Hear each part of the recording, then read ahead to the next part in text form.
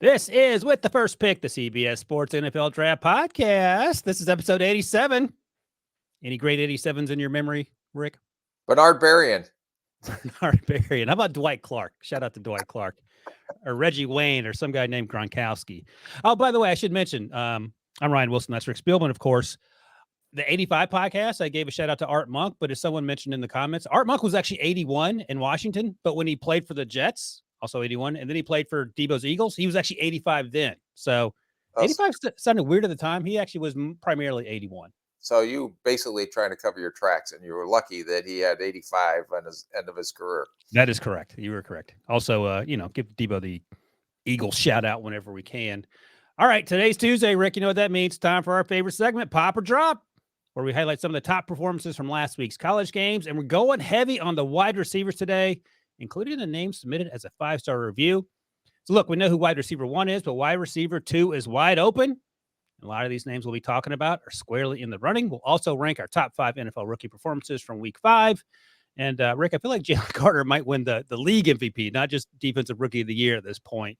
How do you feel about Jalen Carter's progress through 5 weeks? He's progressing nicely. He is progressing nicely. And we'll talk about the rookie quarterbacks as well. If Bryce Young were progressing at the rate at which Jalen Carter was progressing, he would already be in the Hall of Fame. Let's just start with that. All right. Got to do it every episode, Rick. If you're watching us on the old YouTube at NFL on CBS, you can see on the official With the First Pick draft countdown clock. It's not actually a clock. It's actually cards you bought at the craft store. Hey, listen, you're pulling behind the curtain. I'm like Debo's Wizard of Oz now. You're put the curtain back where it's supposed to be. How many days we got? We have 198 days until the 2024 NFL draft. And ever since that 2 turned to a 1, I'm starting to panic. There's so many guys to still get through. I'm telling you, man, that clock is moving fast. I don't know. It's just mind-boggling how fast it goes before we'll be in Detroit. Is where the draft is this year, I believe. And yeah, actually. Yeah, we're gonna be holed up at the Chris Spielman estate. From his basement, he's got a really nice basement. I bet he does. If I know the Spielmans, they're not messing around with the. Or when I went up there, we can actually do it from the facility, from the owner's suite. Jeez, Debo, there you go. Make a note of that, Debo. And we have to wear Lions gear. Is that part of the deal?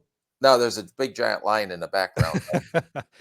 By the way, before we get going, I know Debo has told you politely not to turn in your homework early. Debo, do you have any thoughts on Rick refusing to follow instructions and keep turning his homework in?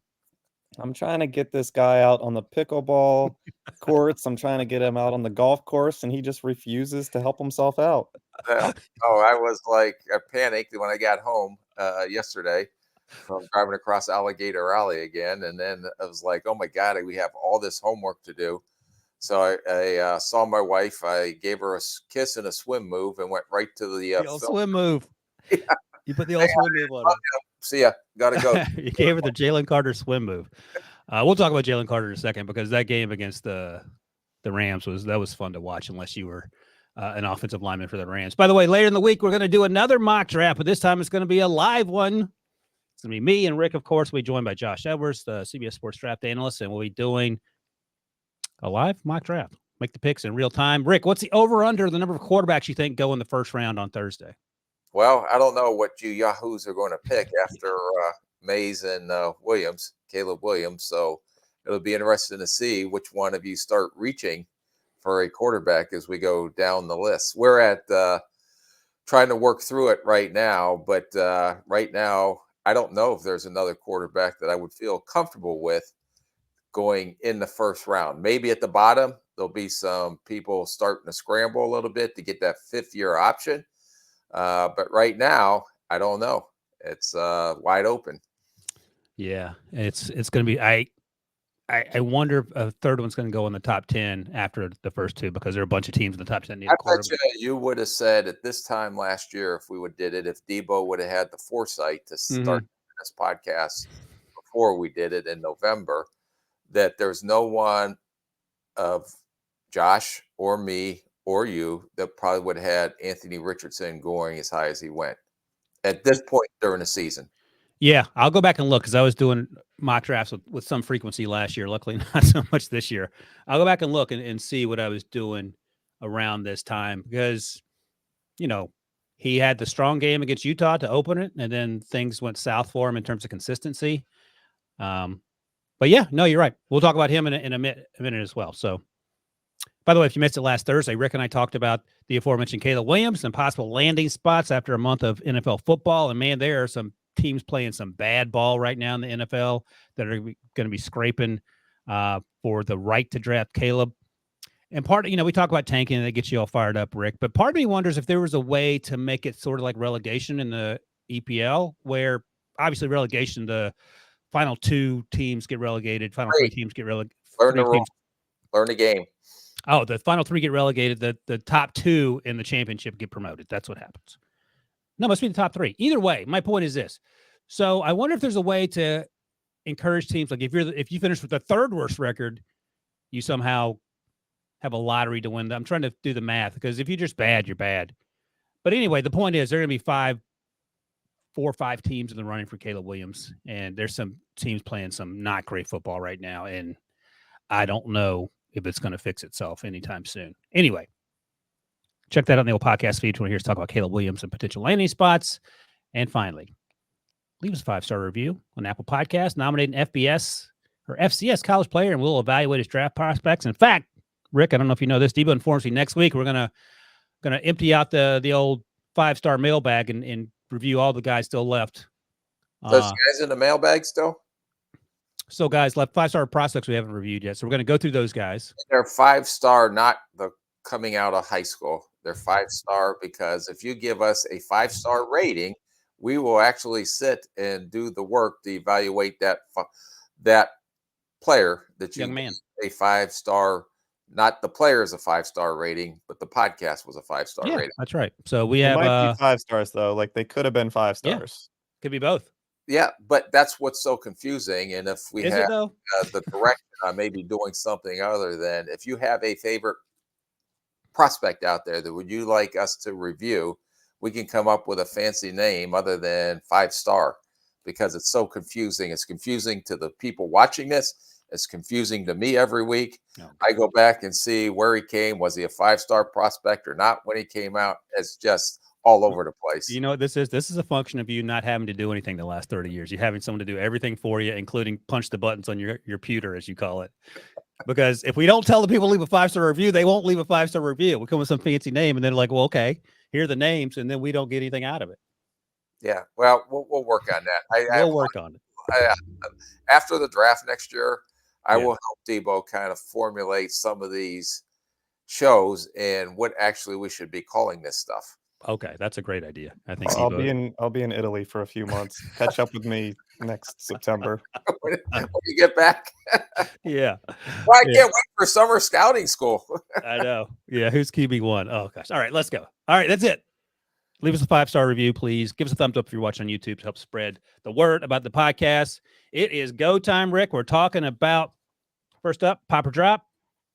And like I said, we're talking wide receivers. We're going all in. Maryland gave Ohio State a little fight there, and Ryan Day was visibly frustrated for the first 45 minutes or so of that game with the lack of offensive productivity. They got things going there down the stretch.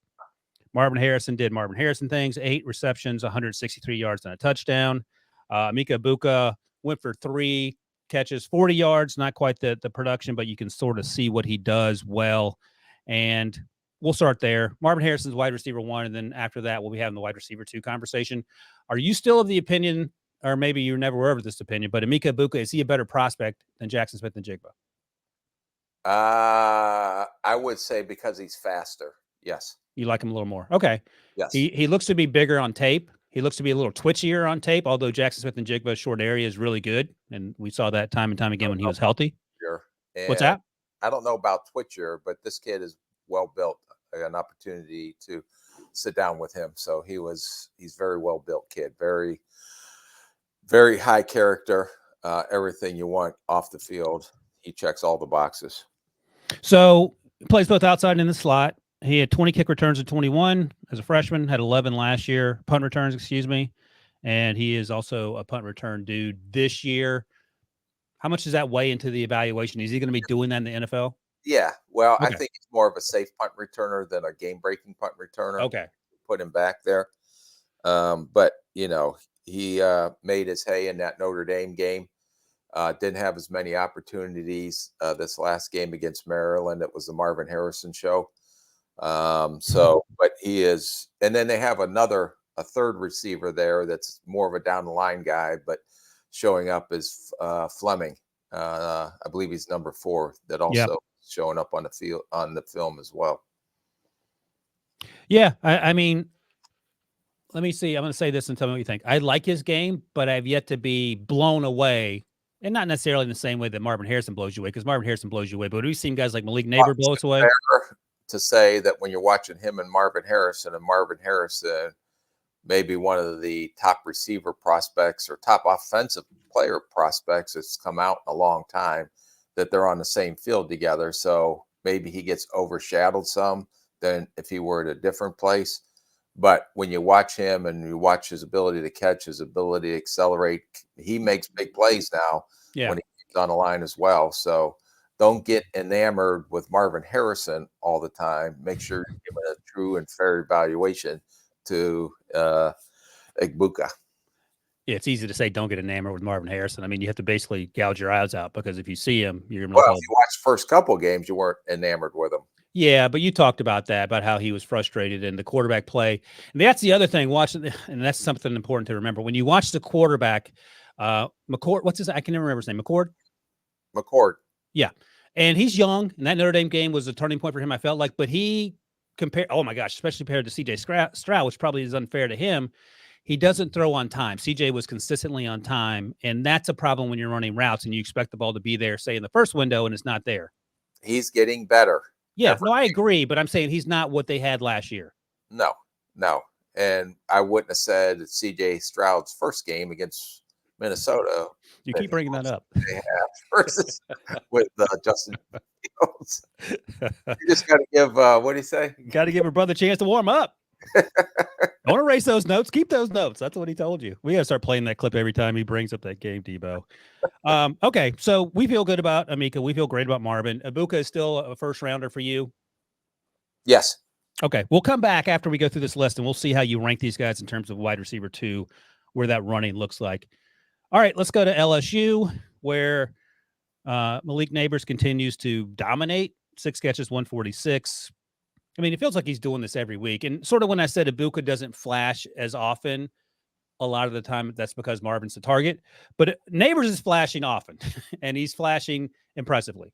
Yeah, no, he's closing that gap pretty quick. And I have to give credit to the quarterback at LSU, Daniels, because he is in lights out as well. And all of a sudden, he's starting to creep up into people's minds when you throw him in that mix of quarterbacks that we have to eventually sort out at the end here. Man. But Neighbors is been electric, especially through these last 3 or 4 games. Seems like he's always making plays, and he seems like the go-to guy for Daniels. They got a great chemistry and rapport together. So Neighbors, I think, is starting to close the gap on Egbuka. Also, if you're saying that, I would assume that you think he's going to go among the top 32 because he's playing like it. He'll be a first rounder for sure. All right, let's talk about Xavier Worthy then, who is undersized when compared to Egbuka and Neighbors, but he doesn't look slight of frame to me on tape. Maybe you feel differently, but again, he continues to make play after play. I know you were worried about the focus drops earlier in the season, and maybe you've come around on that. We'll see. 8 catches, 108 versus Oklahoma in the loss. Quinn Ewers started slow and then got warmed up, had some bad interceptions early. Our guy Dylan Gabriel does not care. He's going to be the best player in college football when it's all said and done. But what were your takeaways from Xavier Worthy in that game? Yeah, no, he's continued to get better. I think he's gotten stronger this year. He has not dropped the ball like he did last year in some of the tapes I've seen. And there's no question about his speed and his ability with the ball in his hands after the catch. And he looks bigger because he wears 3 pairs of tube socks. Oh, that's right. That's your theory. He's got big calves. What's going on there? Yeah. And all right. Is he in the same conversation, top 32 wise? I think he's borderline still. Okay. And your concerns are what? Size? Yeah. But It's like, does he end up being an Addison type player where he gets into the bottom of that first round if he continues to go the way he's going? And another thing that seems to be a trend in the NFL, and tell me what you think about this. We've sort of talked about it before. Tank Dell goes higher than expected. Trey Turner goes higher than expected. These smaller-ish, quote unquote, wide receivers go higher. But Tank Dell is built like a tank. he just thin. Yeah. But is there a move towards not being so concerned I about these think smaller? there's more and more the evolution of the smaller, quicker, faster receiver. Yeah. You're seeing how these guys are coming in and making an impact in the NFL because of the way the offenses are now. Maybe 5 years ago, not as much, but now with the 3 wide sets all the time, and these offensive coordinators getting creative with how they get the ball in these guys' hands and let them go do what they do. Yeah. Because Jordan Addison might have been 6 feet or just a hair under, but sleight of frame, I think, was the issue that you're talking about. And he ran a slow 4.47. He hadn't looked slow in Minnesota. No, he's been playing fat, had a real good, and we'll talk about, he'll be one of the rookies we talk about. So why do we keep falling for that? Why do we keep falling for the Brian Branches 40 times and the Addison 40 times and letting us affect what we saw on tape? Why do you say we? Well, you said if you run a 4.6, that's a problem. That is a problem. Brian Branch ran a 4.58. He plays much faster. Yeah. You're talking about a 4.6 receiver. That's a different cat. Okay. And in your defense, you were never really concerned about Brian Branch, what he ran, because we saw how he played. But it's affecting somebody because he fell to the second round. Yeah. No, I mocked him. I think we mocked him in the first round the whole consistently. Yeah. 150 mock drafts. Yeah, that's the truth. That I corrected. Hey, Debo, I was actually thinking about this. I feel like Rick's gotten a little softer in his old age on the podcast. He's not quite as combative as early on. What do you think about that? I think as we get closer to the draft, that will change. That's probably true. Once he starts getting whipped up on in that pickleball. Calendar hits, double digits. I think it's a totally then this game on. Yeah, this game on. Days of the luxury of me being somewhat semi-nice, which is hard for me to accept. But as that thing gets below 100, then it'll be like face paint, ankle tape. Let's go. You'll be like Putty on Seinfeld getting ready for the hockey game. I think that the breaking point for last draft season, Debo, was when we were at IHOP or Denny's late in Columbus. I had like a huge pancake dinner. And that's all he could take. He couldn't take anymore. I was starving. All right, let's go to Alabama, where Jalen Milroe confirmed can throw the ball 200 yards. He might be the best deep ball thrower in football history. He's got some other things to work on, but I hadn't watched Jermaine Burton closely either this year or last, other than just watching the games. And I was pleasantly surprised. He's a long strider. He's making contested catches downfield. I liked a lot of the things he was able to do. Now, he's not going to be confused for the guys that came out of there in recent years, the Jerry Judys and the Devonta Smiths of the world. But I think he is a really good wide receiver who had a really good game for Alabama over the weekend. I will tell you this. I watched him at Georgia. Then he entered the transfer portal, went to Alabama last year, was okay. Yeah. Probably a Saturday pick, nothing spectacular. And then the jump he made from last year to this year has been incredible. He's been the receiver that I've seen so far that's made the biggest jump. He looks quicker. He looks faster. He is cleaned up. His concentration drops. He is the only, in my opinion, true explosive playmaker on that Alabama offense right now. Yeah. He can separate down the field deep. He's doing a great job locating the ball over his shoulder. He had one drop on a post route versus South Florida. And then he had the fumble here at the end of the Texas A&M game. But other than that, this kid run after catch has been outstanding all year. And this is an example of a guy coming back to school when he was thinking about coming out and really probably moved up 2 or 3 rounds in the draft from where he was to what he's doing to date. And he's doing it with the inconsistent play the quarterback position this year at Alabama. They went to 2 different starters, and then all of a sudden, now there's kind of settled in on who their quarterback's going to be. And he has done an outstanding job, I thought, this year, battling through that. You don't have Bryce Young. You don't have Tua. And him still being able to make plays, and the way he's adjusting to the ball right now and how strong his hands are, he is much better receiver than he was if we were talking about him last year at this time. Yeah, no, I was pleasantly surprised. Sometimes you hear about a guy and you watch him and you don't understand what's going on, and other times you're like, "Oh, this is fun to watch." And I got that from him. His first reception was a go ball for 46 yards, contested catch down the right side, and then later in the game he ended up having 9 catches for 197 with 2 touchdowns. His 8th catch, his next to last catch, was that stutter go, where he beat the cornerback on the stutter go, and then he made a nice catch just before the safety came over and plastered him, held onto the ball, and that's what you want to see. I thoroughly enjoyed watching Jermaine Burton play. A slant route after the catch and scored a second touchdown was pretty special. The what? The slant route. He caught a slant, okay, and then put his foot in the ground and split between 2 defenders and got it in the end zone. I'm just telling you, I know this kid very well. Like I said, I've studied him for 3 years, and he has put himself, I don't know if he's in the first round conversation, but he is going to be, in my opinion, somewhere in the second to early third round, the way he's playing right now. Yeah, he's one of those guys where he sort of gets lost in the mix, but then you watch him, you're like, oh, this makes sense. So we like to do clusters here based on the Rick Spielman draft guide, and I'm going to cluster him with a couple other guys, and you can moan about it if you want. I'm fine with that. Let's talk in the same conversation as Keon Coleman and Johnny Wilson, the Florida State wide receivers, who played against Virginia Tech. Coleman only went 3 for 22, and Johnny went 4 for 54, but he did have 2 touchdowns. Johnny Wilson feels less consistent than the other 2 guys. They're similar size-wise. Johnny Wilson's like 6'8". I think he's like 6'4", 6'5", but they're bigger wide receivers, different profiles in terms of physicality. But where would you sort of cluster those guys together if you're looking for a wide receiver? As at this point, I would put Burton right up there. I would put him ahead of Johnny Wilson and right in there with Coleman. And I think Coleman's going to be bottom first, top second, right? Yep. Yeah. All right. I think Coleman's probably a little more explosive, but I mean, Burton has no trouble stacking cornerbacks when he gets going. And don't underestimate his speed. He's going to run fast. Okay. Is it fair to say he's a build-up speed guy?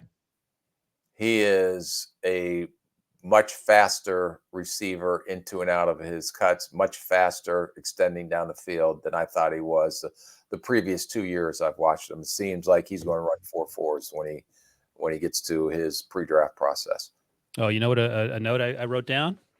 Show some wiggle at the top of the route to separate Twitcher that I gave him credit for coming into the season. Like you're cheating off my paper, Rick. Did you see? Tell me what you thought about him at Georgia 2 years ago. Refer to Rick's notes for Georgia. All right, so Jermaine Burton and I forgot Debo. Let's go back and do these quickly. Marvin Harrison, pop or drop? Pop. Amika, he only went 3 for 40, but you have to do pop or drop. I'm going to keep him a pop. They're all pop right now. I didn't find one guy that dropped except maybe Coleman. Okay. All right. So I just want to make sure I keep the scoreboard up because I am negligent in doing that. And a lot of these guys are balling out, so it is hard to give them drops. Yeah. Worthy pop, Burton pop. All right. Let's keep it going here. Here's the guy we haven't talked about at all at any point. Usually we're talking about Drake May. Sometimes maybe over the summer we talked about Nesbitt, their tight end. Josh Downs is the wide receiver that got drafted and is now in Indianapolis. Which will be a tease that we're going to talk about him in the rookie year he's having that's been underrated. Absolutely. A lot. But we're going to go to Chapel Hill, talk about a young man named Nate McCollum. And they put the hurt on Syracuse, man. I mean, at no point was this game close. Nate McCollum, 7 receptions, 135 against the Orange. Not great. Plays in the slot primarily. He's transferred from Georgia Tech. Return punts at Georgia Tech and had 1 kick. None yet in Chapel Hill. What are your thoughts on old Nate McCollum there? A little mixed. I don't know. You seem to really like him. but I have a little mixed feelings on him. I think he's short, but looks like well built. He's quick to get in upfield in his routes. He's a quick accelerator. I think for a little guy, he's a little tight in his hips. And why do you just watch him getting in and out of breaks is what gets your attention Yeah, there? and then even some of the moves that once he gets full stride in the open field, I just see some tightness in his hips, especially on any routes that have to go back to the quarterback, whether that's a throw route, whether that's an out route. He just rounds out of those cuts, which bothers me a little bit. He is very good hands, and he does have he can track the deep ball. I said, see the Minnesota game. I watched the Minnesota game, and he tracked the deep ball down there for a small guy. I just didn't think for a smaller guy he was as electric as some of the Tank Dells that we talked about. Oh, yeah. No, that's right. I didn't see that type of electric after the catch. Usually went down on the first contact. And then smaller guys, I'd love to see if they can put their foot in the ground, avoid the elusiveness in space. And I think that's where I thought he was a little more straight line, hence the stiffness that I thought. Most of his production is underneath on option routes. He caught a seam route and a 7 route for 34 yards in this last game against Syracuse. Another explosive play on the screen.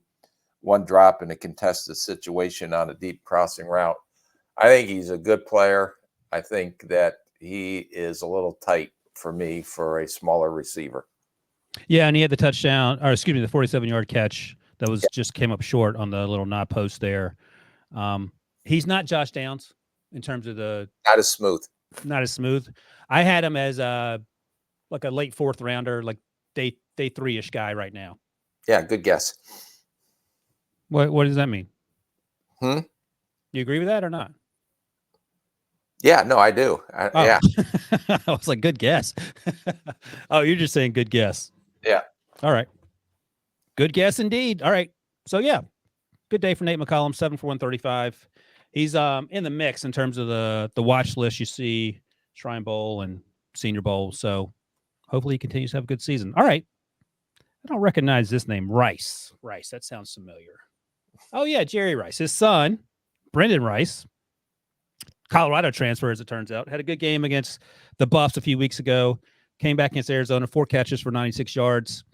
So Jerry Rice precedes you. You weren't in NFL back then when he came out. Yep. But the knock on him was that he was slow coming out, but he obviously is the best wide receiver to ever play the game. But I think in terms of athleticism, Brendan Rice is tall wide receiver. He's a long strider. He's not particularly twitchy in my mind. He's more of a possession receiver that finds ways to get open in zone coverages, or he can use his body to shield defenders as he makes contested catches. And I think he's really good at that. I don't know how that translates to the next level, though. Yeah, and the other thing, I agree with everything that you said. 2 things that I thought he did an excellent job from a intelligence or a savvy standpoint of when Caleb Williams scrambles, he knows how to go get open for the quarterback. He really does a great job adjusting his routes, trying to find an open area for Caleb Williams when he's scrambling. I just didn't think he was that dynamic of a playmaker with his ball in the hand after the catch. He got behind Arizona secondary and caught a deep seam, but he fell after the catch. That should have been a touchdown. Right. I think he's smooth with his double moves, very polished route runner. He can go over top of DB and make some contested catches. I just don't think he is as you stated, a fast or real twitchy overall receiver, but a very good possession type, solid, steady Eddie receiver. So I had a late day 3 on him, and here's the caveat. Puka Nacua. So is there any possibility that we see something like this? Here we go again. Now this is going to be everybody in day 3 is, do you see like Puka in him? Do you see Puka in him? Do you see? Oh my God. Get off the bandwagon. It used to be Tom Brady. Now it's Puka Nacua. Puka Nacua is the new Tom Brady. Puka. But my point is this: we just sort of dismiss these guys. I'm not saying we're dismissing Brendan Rice, but we dismiss certain physical characteristics or lack thereof, where if they thought, and I would say this to my scouts and myself included, if you thought he was going to be that good, why'd you wait till then to draft him? Well, yeah, other draft needs. I don't know. Ryan, what do you think about this conspiracy theory that I've developed? Rick feels like currently he has the greatest 5th round wide receiver pick of all time, and he's threatened by Puka Nacua. Oh, that's what it is, Rick. You hit the home run with Steph Diggs, and you don't want anyone messing up your legacy. Is that what we're hearing? No, my legacy's all messed up. That's why my Rick, you're a high school Hall of Famer. Let's not. If you want to go there, we can have that conversation. Debo can put up the picture of your high school senior portrait and all your awards. Did you have a mustache in high school? No, I was a handsome lad back then. Handsome It devil. was either going into football or to some kind Oh, of there it is. He put the picture up. Look what he did to you, Debo. an acting career, and I didn't know which direction I was going. It was a tough decision. Were you a drama guy? No, Oh, you're just kidding. I just felt that I always had that hidden underneath this. Yeah.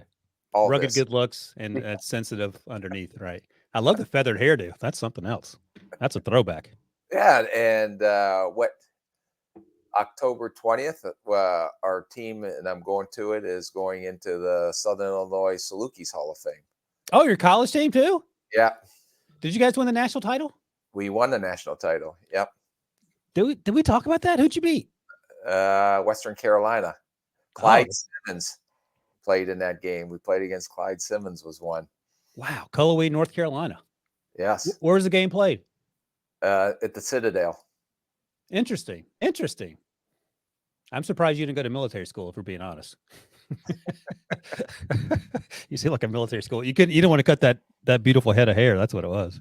I did have sported when I was down in Miami with the Dolphins. I sported the flat top.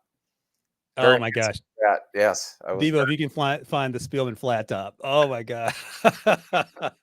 You were a grown man with a flat top? Yeah, I was going through phases in my life. And she still stuck through it. Oh man. What a time to be alive. All right. Well, congratulations, man. You're getting all sorts of honors. Maybe we'll get an honor for the podcast and I can be a part of it. Debo, do we get like a gold watch or a t-shirt or anything when we hit 100 or 1 million downloads or anything like that? Or just a attaboy? 100 million downloads and I'll get you a gold watch. All you have to do is ask, Rick. All right. We were talking about Brendan Rice against Arizona. Let's talk about the young man on the other side of the field, Jacob Cowing, the wide receiver for Arizona against USC. Now, look, we've said from Jump Street, USC's defense is not where it's at, and they had a tough outing against the Wildcats. Jacob Cowing did not have a tough outing. Ended up having 4 touchdowns in that game, and he played primarily in the slot, and he played sort of a similar role to Nate McCullum out of UNC, who we just talked about. He's a little more dynamic. I felt like they got him the ball a lot in quick screens. Yep. Didn't run through a lot of arm tackles, and maybe that was just a function of this game. But they certainly focused on him a lot, got him the ball in space. I thought he showed a little wiggle at times when he was allowed to run downfield routes. He ran a lot of flat routes and out routes. But he was a pleasant little surprise there. Yeah, no, I was haven't seen him yet. So watching him, he's the bubble and quick screen king, to say the least. A lot of underneath routes, like you stated.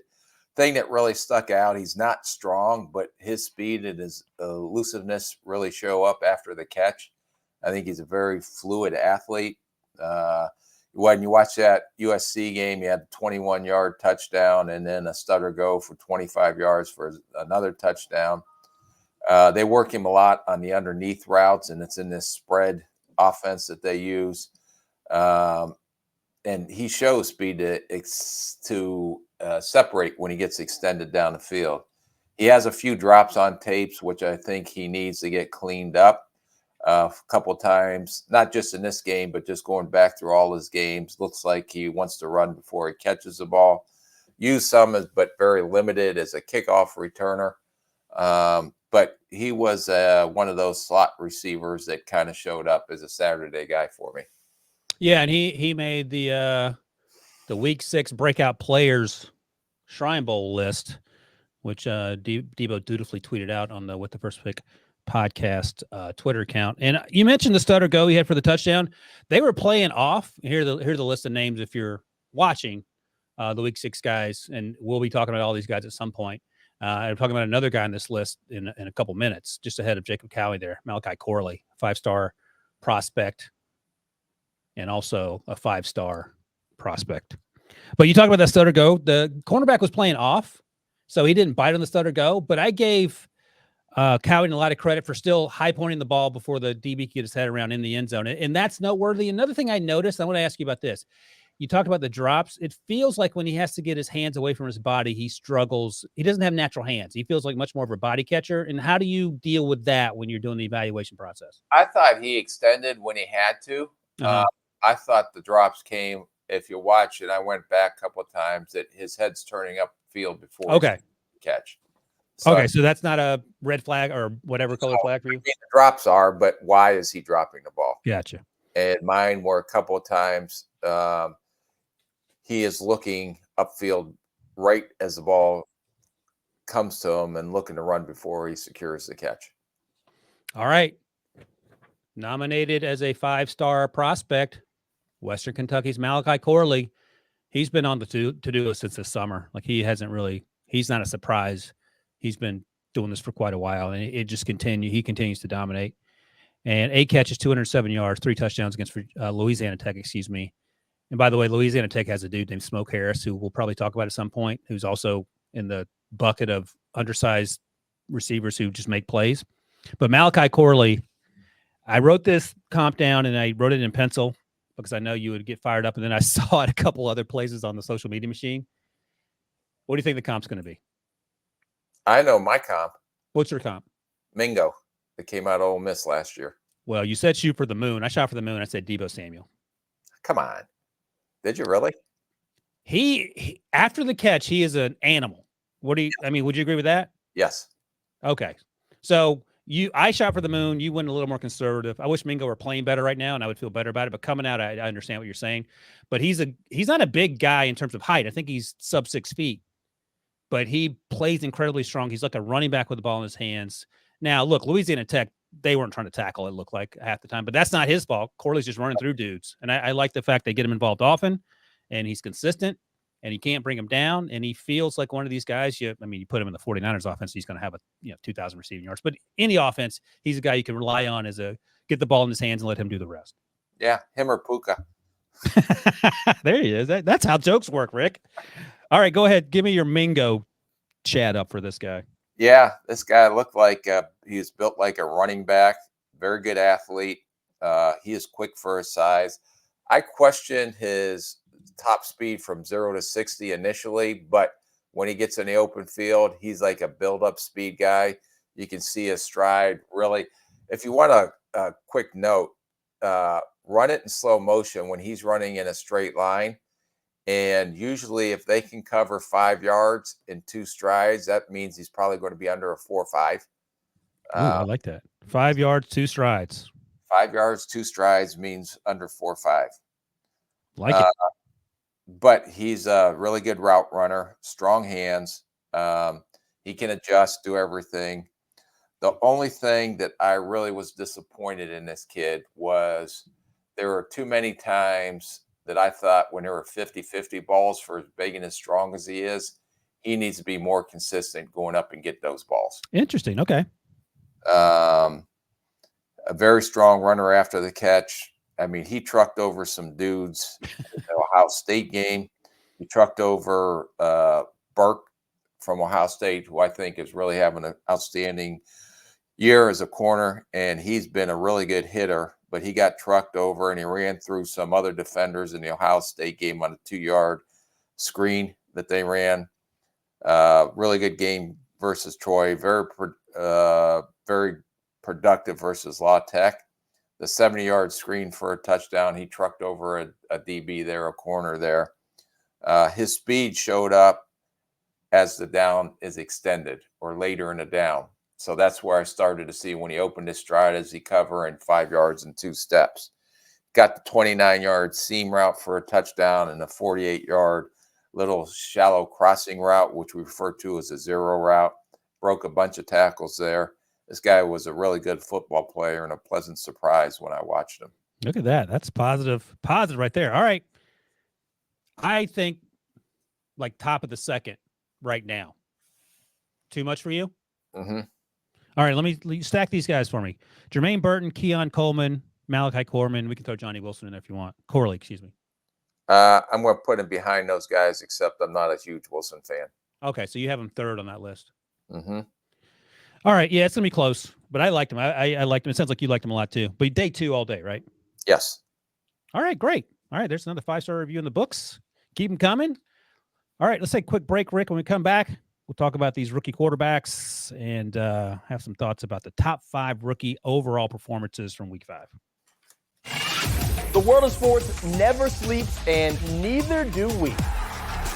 Welcome to CBS Sports HQ Morning Buzz, Monday through Friday at 9 a.m. Eastern Time. You can catch up on the latest storylines and highlights with expert analysis to get you dialed in. So grab your coffee and kickstart your day off right. With Morning Buzz only on CBS Sports HQ.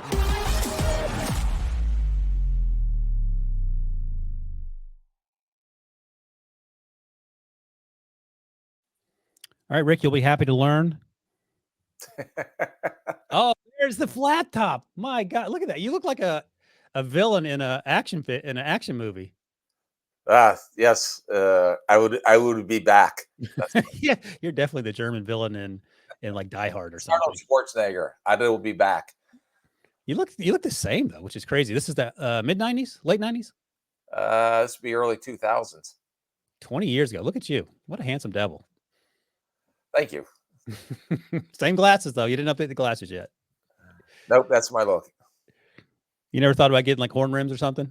No, and I would never go with the school teacher accountant look that you have with your Look glasses. at this guy. Look at, oh my, you're a bodyguard for Dan Marino. How did Devo find that so quickly? That is look at that. You're getting ready to punch somebody. You're just like, I dare you to take one more step towards Dan Marino. I will take you out. I like Drago from what Rocky was that? 4 or 5? I don't know which Rocky it was, but you're definitely Drago. Dolph Lundgren Spielman. That should be your nickname, Dolph. They called me, everybody in the Scouts called me Otto.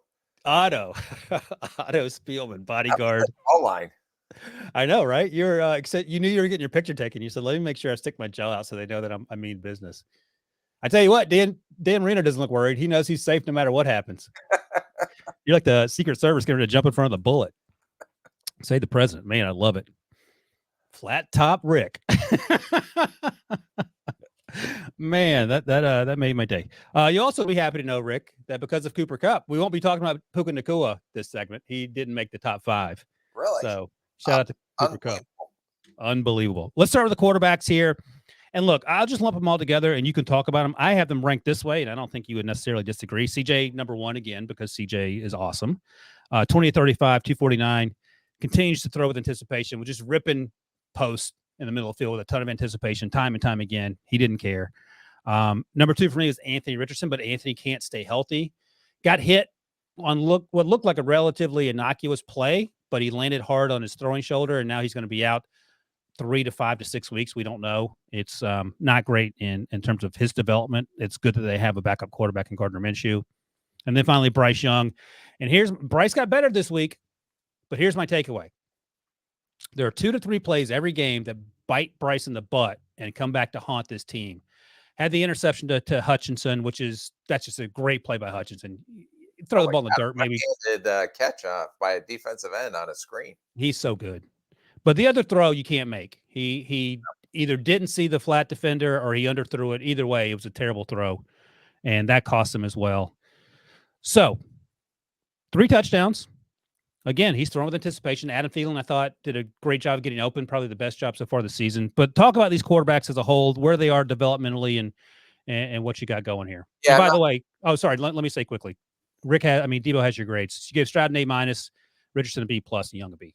Yep. And I think Young is getting better. He's the 3rd on the list right now. Throwing with more anticipation, still does not have great talent around him. I mean, Thielen knows how to get open, but I don't think anyone else is really creating a lot of separation. When he does throw with anticipation, he gets the ball out. I made some nice throws, made a great throw on a touchdown early in the game, or their first touchdown, I believe it was, on a slant route near the goal line. Kind of slid to his left and made a little jump throw. So you see some of the flashes that you've seen at Alabama in the creativity. He's just still coming along. You can't throw that. It was a cover 2 or 2 deep safety, and the corner kind of settled. They had a flat route, and then they had a flag route or a 7 route right behind the flat route. The corner sat in the middle. He didn't see that, so that was a poor decision there. But the only thing I'll say, when he does make those poor decisions, he learns from those mistakes, because he hasn't thrown an interception in the middle of the field since the 2 he threw against Bates. So he didn't have, to my knowledge, any fumbles this game, where it cost him probably 2 games with ball security in the pocket. I don't know.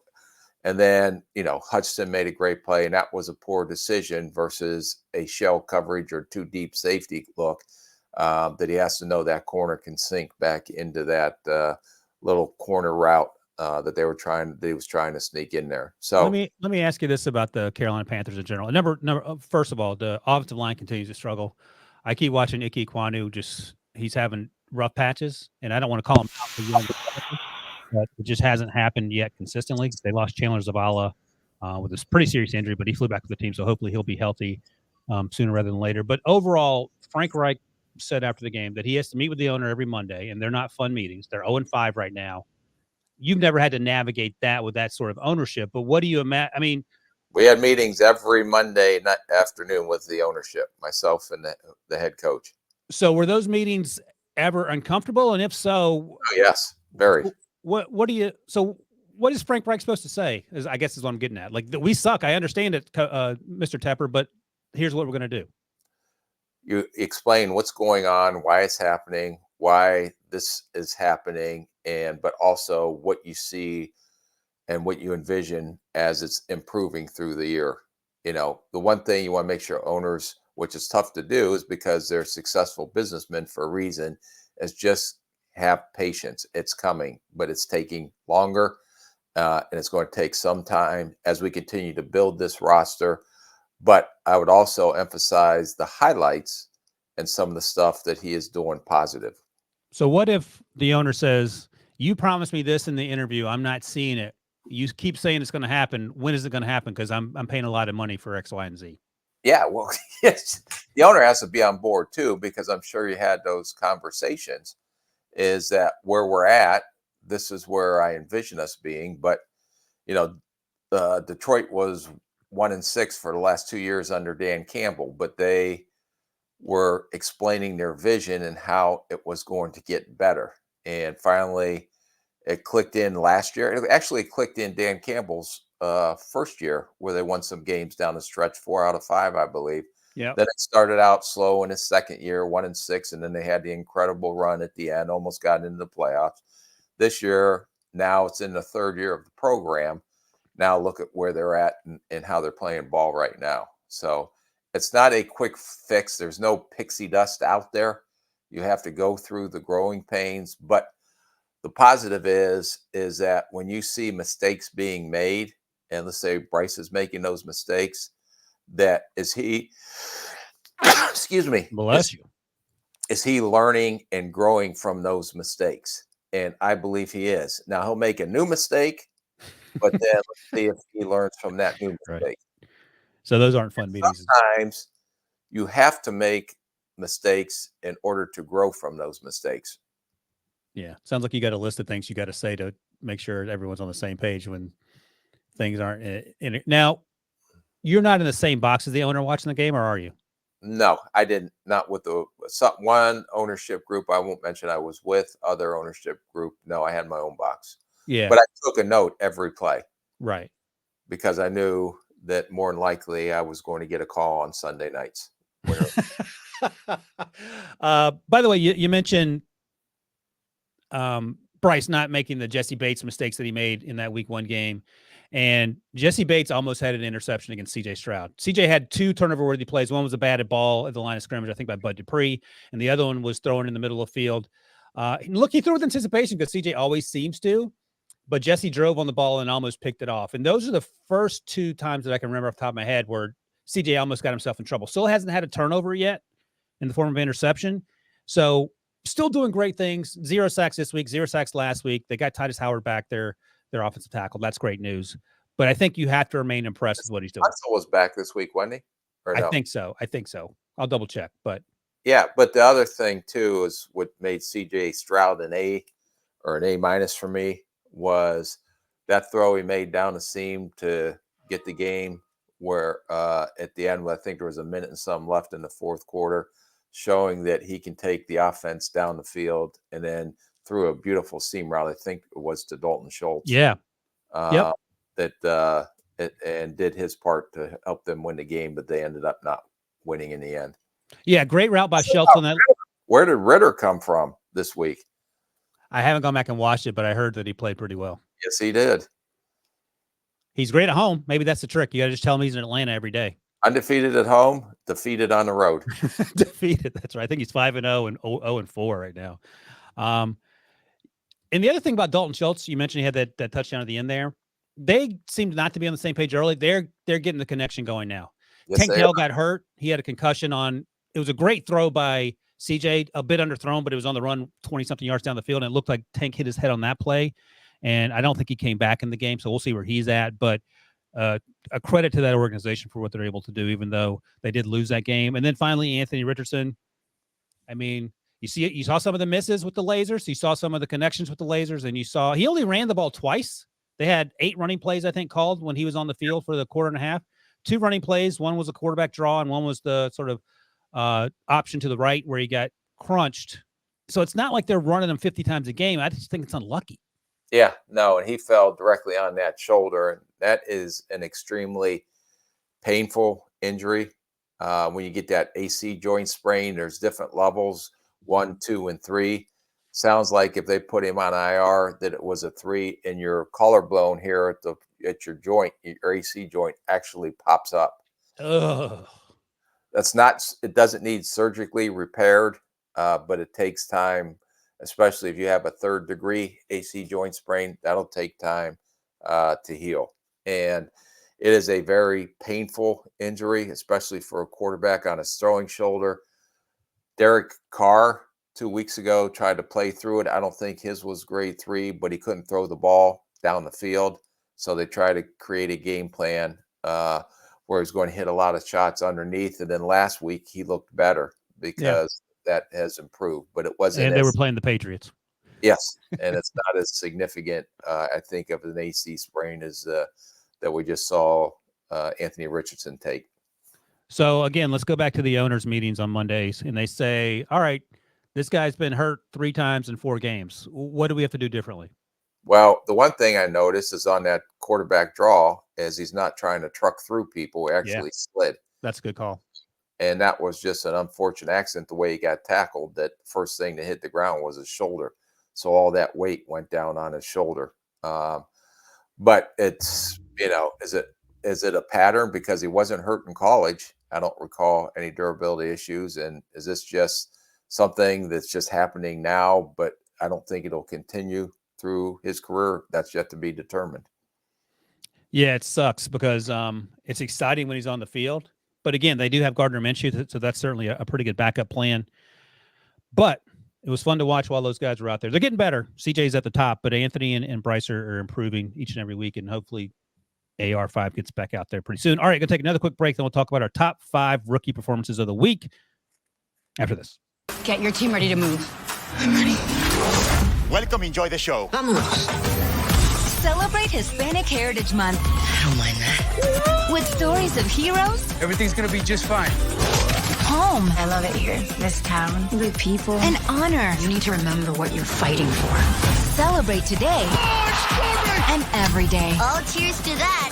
Salud. Explore the One Mountain Una Familia collection on Paramount Plus. Stream now. All right, Rick, let's talk about these top 5 rookie performances. Number 5, my guy. Picked 32nd overall, top of the 2nd round, Joey Porter Jr., cornerback out of Penn State, went to the Pittsburgh Steelers where his dad played forever. Do you know, off the top of your head, how many career interceptions Joey Porter Jr. had at Penn State? Maybe one. I don't Maybe one. He had one. Yeah. Didn't have one his final season. And that was one of the knocks on him that we would talk about. He doesn't have ball skills. Had one in preseason, had a huge one late in the fourth quarter against Lamar Jackson in coverage against Odell Beckham.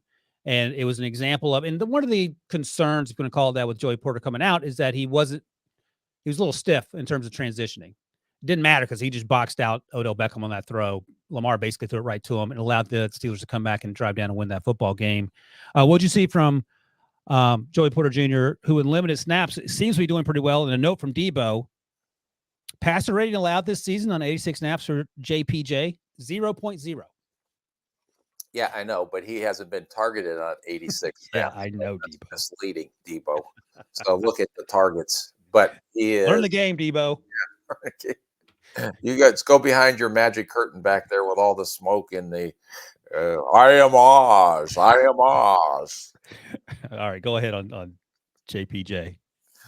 But he did a great job getting his head back around, so he didn't get a pass interference where some of those young corners may panic a little bit in that situation.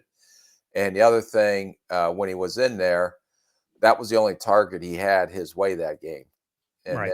the other thing was that he is being very physical in run support when he gets his opportunities. So I think that he should start to get more and more play time as the season goes along, because it seems like every time he is out there, he ends up making a play.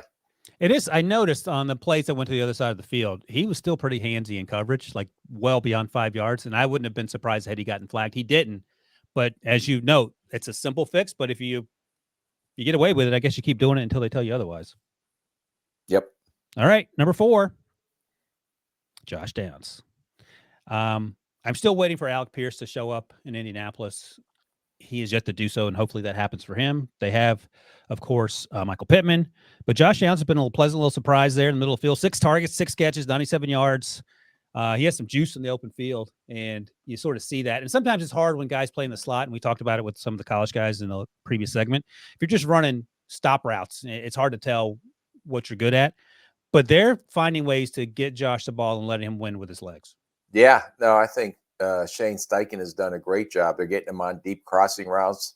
They're getting him on a lot of underneath routes. He has the speed to separate man coverage. He's a good route runner, very elusive after the catch, not very strong after the catch, but very elusive. And he seems to be not Alec Pierce. And I don't know if you liked him or not. We didn't do this podcast back then. And I was actually still employed back then. Yeah, you had a real job back then.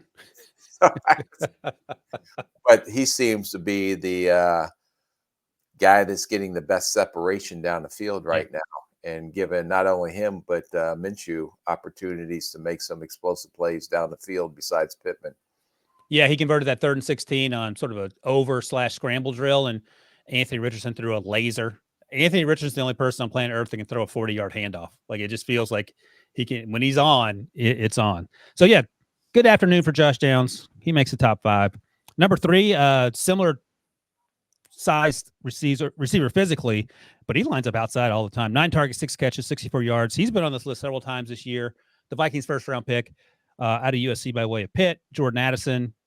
Again, he's getting open in small areas. If you don't get your hands on him, he's going to create separation early in the route. And then it's just a matter of Kirk Cousins having time to get him the ball, and sometimes Kirk has not had that time. No, and he's the biggest thing that jumped out about him is he separated in the back of the end zone on his 1 touchdown, but he had 2 big 3rd down conversions, and on a 4th and 5, he ran an option route or a return route where he came in and broke it back out and separated from the coverage and made the play. So he's getting better and better every week, but they're really going to need him to step up, especially with the news coming out today that Justin Jefferson is going to be on IR with a hamstring. Yeah, bad news in Minnesota, and that takes us to number 2 on the list, and that's bad news in Miami. Devon Achane is going to be out for a few weeks with a knee injury. This dude was legit in the running for Offensive Player of the Year, averaging 12+ yards per carry over the season. And against the Giants, there were no answers at any point in that game they had for him. 11 rushes, 151 touchdown, and just had, thankfully, 1 reception for the Giants defense for 14 yards. But I don't know how you slow him down in this offense. And the only way apparently is by injury, because we saw him Like again, at Texas A&M, he can run between the tackles. They get him the ball in space on these end arounds, and it's a wrap. They give him these little touch passes. That was a 14-yard quote unquote catch that he had. How do you stop someone like Devon Achane?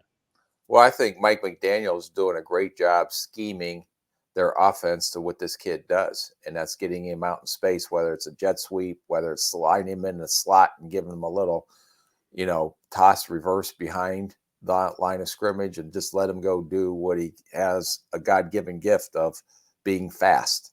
And there's no question that he is fast. And the things that you see, he runs through contact for a little guy, just like you've seen him do it in college. And he makes that offensive line better because they don't have to hold the blocks very long. Because if they just give him a crease for a second, he is gone and through that crease. So he's making the offensive line better. So it'll be a pretty significant loss for him. And hard to believe that he wasn't able to get up and he was a healthy scratch week 1, I believe, against the LA Chargers. That's right. We weren't even talking about him. And don't worry, though. They have Chase Claypool. He will pick up the slack. And Looking forward to that. Looking forward to it. Me too. So is Chase. That would be something if Chase comes out and gets 1,500 receiving yards. We shall see. But again, they were down Jalen Waddle after concussion, and people forgot Jalen Waddle was on the team. That team played so well. Yeah, whatever you want to call him, Mike McDaniel, the mad scientist or whatever. He's very quirky, but very brilliant in coming up with ways to scheme guys that are going to be playing. So does Wilson come off IR? Is Wilson playing now? Because he's a pretty good running back, but that was a pretty big blow for an explosive playmaker to Miami's offense, but not really too concerned about it because they seem to have an answer every time they have one of maybe their key guys missing. I can't recall a head coach looking less like a head coach than Mike McDaniel and being so incredibly good at his job. Don't judge a book by its cover, Rick. I think that's the lesson there. That was what was it? He had a great quote this week. I love listening to some of his press conference because I think he said what his goal for the season was to be dominating the first 5 weeks of the season or something like that. Yeah, first from a statistical standpoint, right? Basically referring to no one cares about the wins. We just wanted to be, yeah. He said mission accomplished. That's exactly what he said. Yeah, he's great. He's smart too. Like, obviously he went to, where'd he go? Princeton guy? I can't remember. I remember talking to him at the, I was down there. You talked to him at Alabama Pro Day. Yeah, which was funny. You said you were mad at him because he didn't talk to you at practice. He said, I was going to talk to you at practice, but apparently coaching's more important than talking to me. So found out I was as big of sarcastic comments as he has as well. Yeah, he went to Yale. Debo informs me. The Princeton of Connecticut, I think is how they refer to themselves. All right, number 1 on the list. Debo's guy, Jalen Carter. 39 snaps, 4 tackles, 2 sacks.